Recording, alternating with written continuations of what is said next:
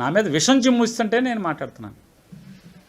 మీరు తప్పుడు ప్రయత్నం చేస్తుంటే విషం చిమ్ముతారు. ఎస్, నేనేమన్నా అంటే నా మీద మీ ఇష్టం వచ్చిన ఎంక్వైరీ చేశారు. ఇంకా అధికారం ఇంకా 3 ఏళ్ళు ఉంది. 3 ఏళ్ళు మీ ఇష్టం వచ్చిన విచారణ చేయించండి, హైకోర్టు జడ్జితో చేయించండి. నీ ఇష్టం, నన్ను అండమానికైనా పంపించిన పాపాలు చేసి ఉంటే వదలబాకండి నేను చెప్తున్నా కదా. ఇది అయిపోయింది కదా. హైదరాబాదులో అదేదో మహేష్ బాబు అంటాడు, పద్మావతి అపార్ట్మెంట్ రెడీ అయిందా, టైల్స్ వేసారంటగా. హైదరాబాద్లో 10,000 అడుగుల ఎస్ఎఫ్టీ అపార్ట్మెంటు రెడీ అయిందా, కమ్మోడు కుదరదు మార్చమన్నారంటగా. అయిందా? గృహప్రవేశం అయిపోయిందా? వారం వారం అసలు హైదరాబాద్ మీకేం పని అండి? ప్రతి వారం హైదరాబాద్ ఏంటి? మీరు ఎమ్మెల్యే ఉద్యోగం చేయకుండా, ఎస్ బందర్ ఓటర్గా నేను మిమ్మల్ని ప్రశ్నిస్తున్నానండి. మీ సలహాదారుని కూడా అడుగుతున్నా, గడ్డి పెట్టాలి కదా. బందర్లో ఊరూరో తిరగకుండా వారం వారం వీకెండ్కి హైదరాబాద్ ఏంటి?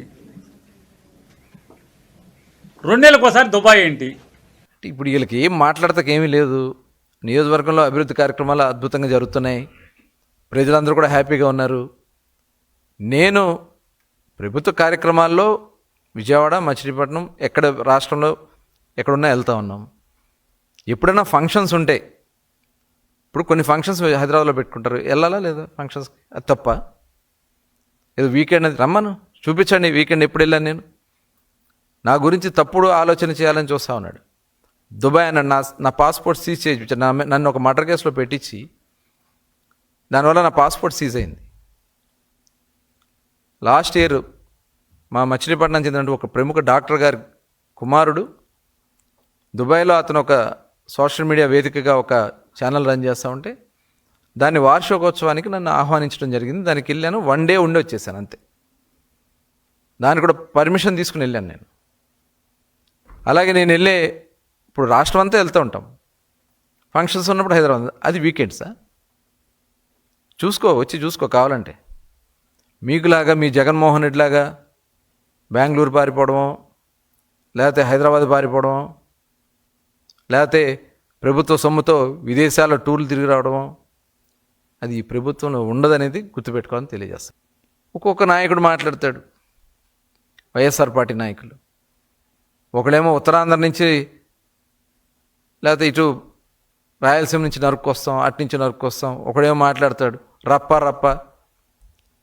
అంటారేంటి, నరికేయండి అంటాడు. వీళ్ళందరూ కూడా అబద్ధానికి గుడ్డ జగన్ అయితే దానిలో ఒక తాను మా బందర్లో ఉన్నట్టు పేరు నాని కూడా. ఆయన అంటే నైట్ కన్ను కొడితే అంట పొద్దునకి లేపేయాలంట. రీసెంట్గా ఇంకోటి జరిగింది మొన్న. వైఎస్ఆర్ పార్టీ వాళ్ళు ఏదో ధర్నాన్ని పెట్టి వాళ్ళు కొన్ని మీడియాలని, వాళ్ళు ఏదో సోషల్ మీడియా వ్యక్తులను పంపించి అక్కడ వచ్చినటువంటి వ్యక్తులతో తాగిచ్చి మాట్లాడించినటువంటి సందర్భం.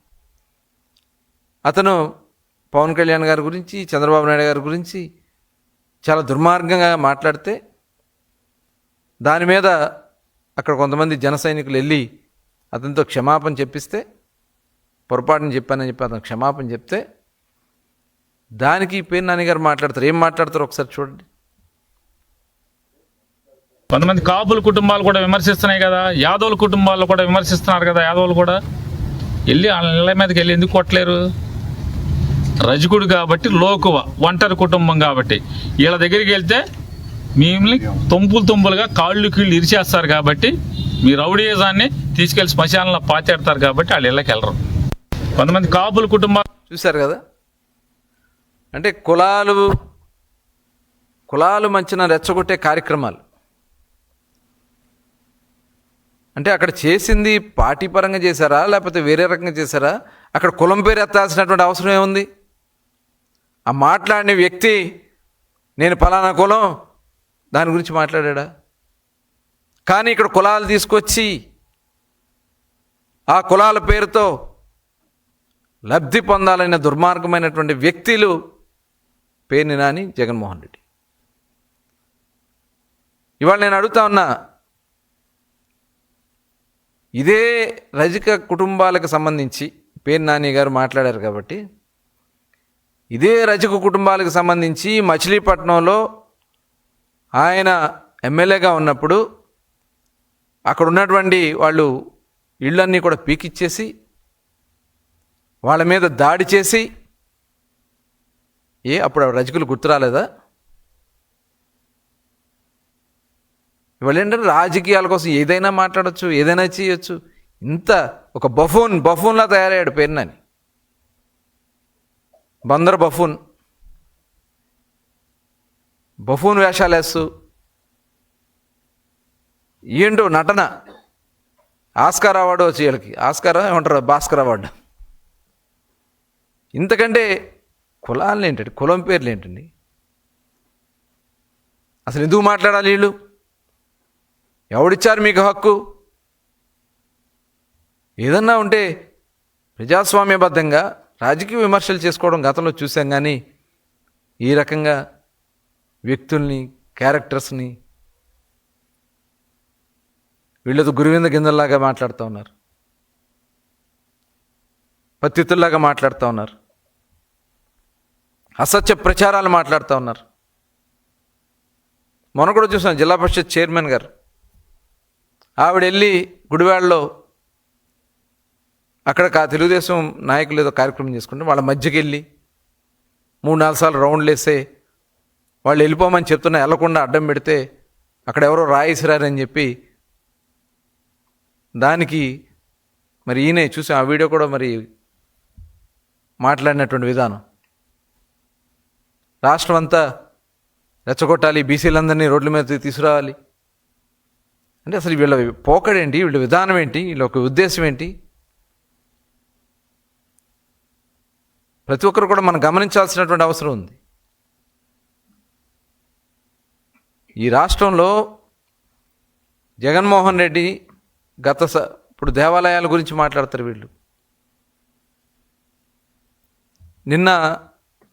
మొన్న వచ్చింది మచిలీపట్నంలో ఉన్నటువంటి భూసమేత వెంకటేశ్వర స్వామి వారి దేవాలయానికి సంబంధించిన భూములు విజయవాడ ఉత్సవానికి వాడుకుంటామని చెప్పి వాళ్ళు అడిగితే, దేవాలయానికి కూడా కొంత డబ్బులు ఇస్తామని చెప్పి వాళ్ళు చెప్తే, దాన్ని తప్పుడు ప్రచారం చేసి ఇది ప్రభుత్వం లాగేసుకుంటుందని చెప్పి మరి పేర్ని నాని గారు మాట్లాడినటువంటి విధానం.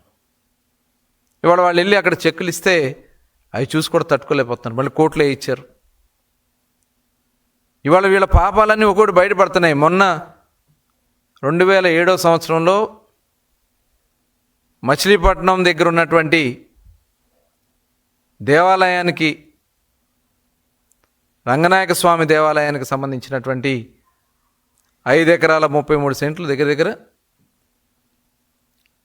అవసరం లేకపోయినా ఆ భూములు ఆ దేవాలయాన్ని మెయింటైన్ చేయడానికి, ధూపదీప నైవేద్యాలకి అక్కడ చాలా కోట్లు ఉన్నాయి, అన్నిటి నుంచి రెంట్లు వస్తాయి. అవసరం లేకపోయినా దాన్ని అమ్మించి ఆక్షన్ పెట్టించి, ఆ ఆక్షన్లో తన అనుయాయుల్ని పెట్టించి తన అనుయాయులతోనే ఎవరిని రానివ్వకుండా అక్కడ మేనేజ్ చేసి కొనుక్కుని, వాళ్ళందరూ కూడా కొన్న తర్వాత బినామీలు వాళ్ళంతా కూడా వైఎస్ఆర్ పార్టీ నాయకులే కొనుక్కుని మళ్ళీ 2023లో 22 అనుకుంటా రిజిస్ట్రేషన్ చేయించుకున్నాడు. వాళ్ళ భార్య పేరున, వాళ్ళ మామగారి పేరున. అవన్నీ కూడా ప్రూఫ్స్తో మా వాళ్ళు అడిగితే ఇవాళ దానికి సమాధానం చెప్తావా పేర్ని నాని గారు? అక్కడ హై టెన్షన్ లైన్ ఉంది, టవర్ ఉంది, హై టెన్షన్ టవర్. వచ్చిన వాళ్ళందరినీ బెదిరించి ఆ టవర్ ఉందని చెప్పి ఒక్క పైసా కూడా కట్టుకున్నప్పుడు ఆ టవర్ అంతా రిమూవ్ చేసి అక్కడి నుంచి, అంటే దేవాలయాలు ఆస్తులు కొట్టేసేది మీరు, దేవాలయాల్లో బెదిరించి దోచుకున్నది మీరు, ఇంక మీరు నీతికి శ్రీరంగ నీతులు చెప్తా ఉన్నారు. తప్పుడు మాటలు మాట్లాడితే ప్రతి మాటకి జవాబు ఉంటుంది, ప్రతి మాటకి రేపు ఎదుర్కోవాల్సిన పరిస్థితి వస్తుంది.